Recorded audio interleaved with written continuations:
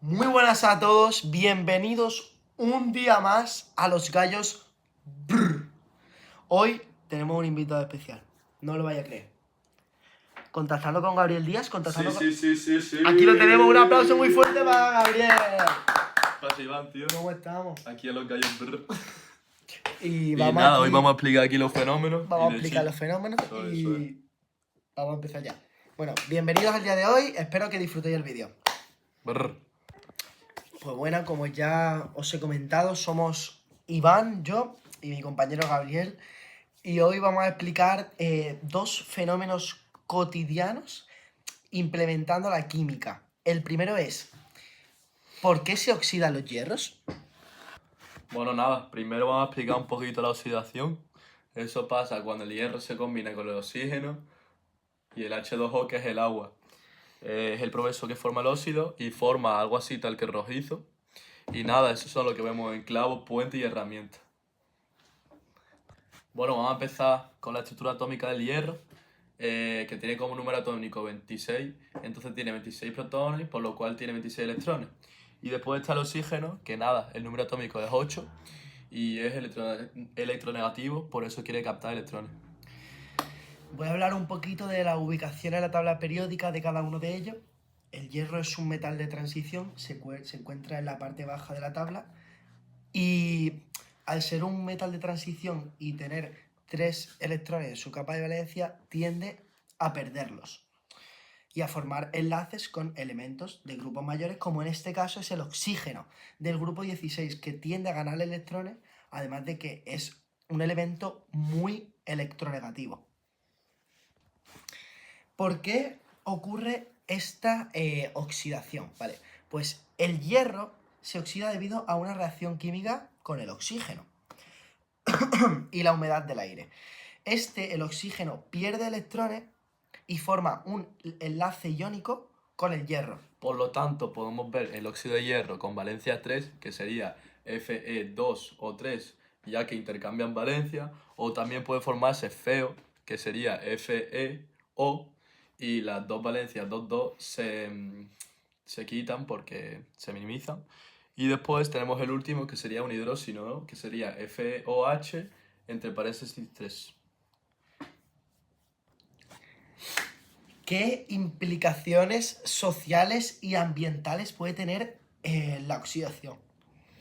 Bueno, pues al haber muchas estructuras en las ciudades formadas por este hierro, este puede causar daños en puentes, vehículos, herramientas, que al principio pueden parecer insignificantes, pero después, por ejemplo, la oxidación de un puente puede acabar haciendo que se caiga y acabar con el daño, con la muerte de muchas personas.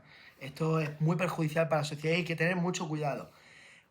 Lo que mucha gente piensa es que sería muy fácil renovar este hierro cada vez que sea necesario, pero este proceso constaría de un coste económico altísimo. Entonces, ¿qué podemos hacer, Gabriel? Claro, por ¿Qué eso podemos hacer? por los costes económicos, hay unos métodos de prevención. Y bueno, dentro de estos métodos podemos encontrar la pintura, el galvanizado o usar el acero inoxidable. Bueno, en la pintura básicamente se aplica una capa de pintura entre el oxígeno y la humedad para así poder aislarlo y no haber una especie de ahí roce y corrosión. Es muy económico, es muy fácil de hacer y muy versátil. Después tenemos el segundo, que sería el galvanizado, que también es muy económico y lo que hace realmente es recubrir el material, que normalmente es el hierro o el acero, con una capa de zinc. El zinc ahí actuaría como una barrera física y además se corroe primero protegiendo el metal subyacente. Claro. Y ahora el acero inoxidable, ¿vale? El acero inoxidable, el acero inoxidable es una aleación de acero con cromo y a veces también incluye níquel, que forma una capa pasiva, ¿no, Gabriel? Claro, Pasiva de pasiva. óxido de cromo en la superficie. ¿Sabes, mano? Vale. ¿Sabes? Esta capa es muy fina, pero estable, ¿vale? Impidiendo que el oxígeno y la humedad penetren y causen corrosión, evitando así la oxidación de estos. Eso es. Bueno, pues en conclusión, la oxidación no es algo que solo ocurre en armas viejas Y cadenita, y cadenita. y las cadenas y eso, ¿sabes? Brr. Es un proceso químico basado en estructura atómica, sistema periódico y enlaces. Lo que nosotros vemos como algo simple, pasan muchas cosas. Muchísimas. Muchas cosas. Hay que darle. Bienvenido a la granja de los gallos. Grrr. Hoy vamos a hablar de un proceso químico, pero no de un proceso cualquiera, de la explosión del maíz ya. Tenemos a Gabriel hoy aquí. ¿Qué pasa, Guillo? ¿Cómo Hoy lo de estamos? la maíz y todo eso, ¿no, Payo? ¿Cómo estamos? ¿Cómo Dale, estamos? dale. Vamos a hablar un poquito del maíz. Vamos ya. Vamos ya. Tenemos lo que nosotros vemos en el microondas. Por detrás hay una estructura atómica, enlace, cambios físicos y químicos muy importantes. El grano de maíz, el cual tiene un poco de agua contenido dentro de él, tiene una capa dura llamada pericarpio, el cual tiene un interior almidonado. Este agua es una molécula polar con enlaces covalentes y el almidón es una polímero de glucosa. En la tabla periódica y las propiedades, el hidrógeno y el oxígeno del agua hace que tengan un calor específico. Gracias a eso, el agua dentro del maíz es muy resistente y al calentarse hasta que no pueda más y así explota. Cuando calentamos este grano, el agua pasa a vapor y aumenta su presión interna. Al llegar a unos 180 grados, la presión es tan grande que el pericarpio revienta. Formulación y cambios que ocurren.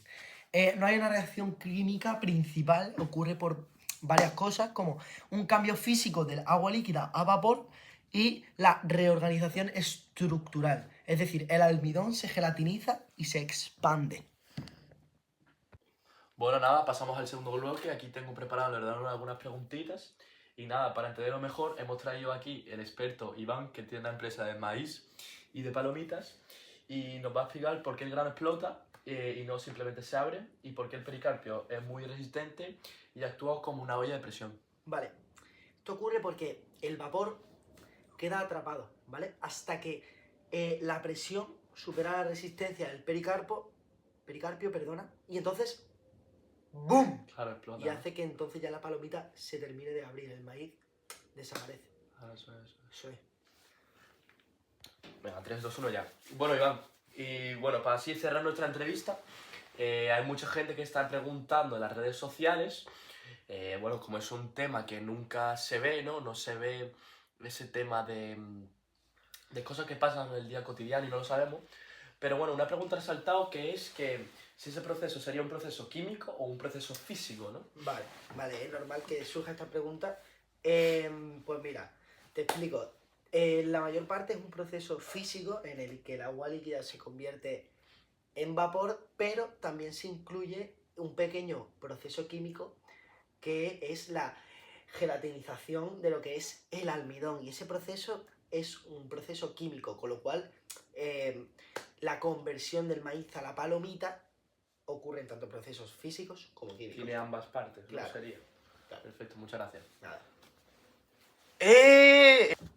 Bueno, nada, ese bloquecito que acabamos de ver atrás, la empresa Iván, me olvidé decirlo, pero nada, sigue algunas leyes ergoeconómicas y sostenibles, que sería que las industrias usan variedades resistentes para maximizar la expansión de la maíz, no requieren aceite, por lo tanto es una opción de baja energía y muy sostenible, y pues nada, es un ejemplo a dar a otras empresas.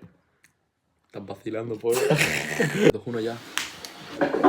Bueno, nada, para terminar el bloquecito, que se nos ha olvidado comentar antes, la empresa de Iván Vidrier, que vivimos en el otro bloque, sigue también las implicaciones sociales y medioambientales, ¿no? La industria de Iván usa variedades resistentes para así maximizar la expansión de la maíz y de las ventas, pero no requiere aceite, o sea, es una opción muy sostenible y que pues tiene muy baja energía, ¿no? Y es un ejemplo a entender la química que mejora los procesos alimentarios, ¿no? Y bueno, yo creo que sería un ejemplo a seguir de empresa y estamos muy orgullosos de tener pues aquí en Los Gallos. Brr. Y nada, así funcionan las palomitas, así funciona la oxidación. Pronto tendremos más vídeos aquí en Los Gallos. Grrr. Y nada, Y nada, la siguiente, hasta agua. la próxima. Esa es. Esa es. pero ¡Ey! también incluye la sí.